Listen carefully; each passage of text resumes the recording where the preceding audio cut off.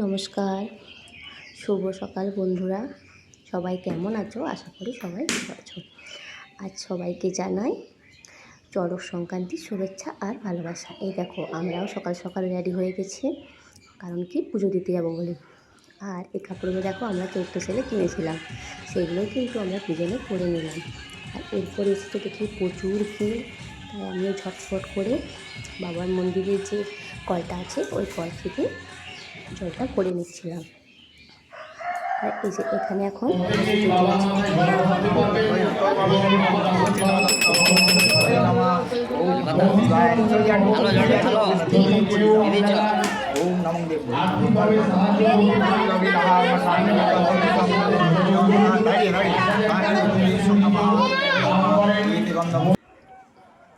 এরপর দেখো সেখানে পুজো হওয়ার পর খাওয়া দাওয়া করার পর আমরা দুপুর করে বেরিয়ে গিয়েছিলাম মানে ভোগটা ওঠা দেখার জন্য। কারণ কি আজ আমাদের এখানে কিন্তু দুদিন ধরে গাজন হয়। একদিন হচ্ছে রাত্রিবেলায় মানে রাত গাজন, আর একদিন দিন গাজন। আজকে ছিল রাত গাজন। তাই এখানে সব ভক্তরা স্নান টান করে মানে বসেছিল সবাই মিলে আসার জন্য, ওদের যা যা নিয়ম সেই সকল করার জন্য। আর এই যে এখন সব ভক্তরা ওই নদীর ঘাট থেকে আমরা এখন চলে এসেছি মানে মন্দিরে। সবাই এখন মানে ভক্তরা সব অনেক ভক্তা, প্রচুর। ওনাদেরকে জিজ্ঞেস করার পর ওনারা বলছিলেন, কেউ বলছেন 23,000, কেউ বলছেন 24,000। আর কত বাচ্চা, মানে যার যা মানসিক থাকে সবাই। এই যে কত বাচ্চা মানুষ, ওরা তো ছোটো বাচ্চা, অত দূর থেকে 7 কিলোমিটার 8 কিলোমিটার রাস্তা, অত তো ওরা হেঁটে আসতে পারবে না। সেই জন্য যার ছেলে মেয়ে সব তার বাবারা কাঁধে করে নিয়ে আসছে, কোলে করে নিয়ে আসছে। এই দেখুন কেমন করে কোলে নিয়ে আসছে। ওইটুকু বাচ্চা কি আর পারে এখান থেকে হেঁটে আসতে?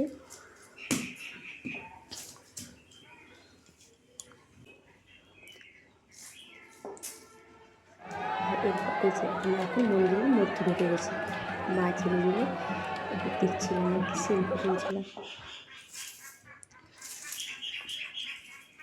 আর এটা পুরো মানে মন্দির চত্বরে, ওখান থেকে আসার পর এখানে ঠাকুরের কাছে ফুল জল খাওয়ার পর মানে ওনারা হচ্ছে খাবার কিছু খেতে পারে। সারাদিন কিছু তারা খায়নি, ভক্তরা কিছু খায়নি সারাদিন। আর এখানে তো একজন অসুস্থই হয়ে পড়েছিল।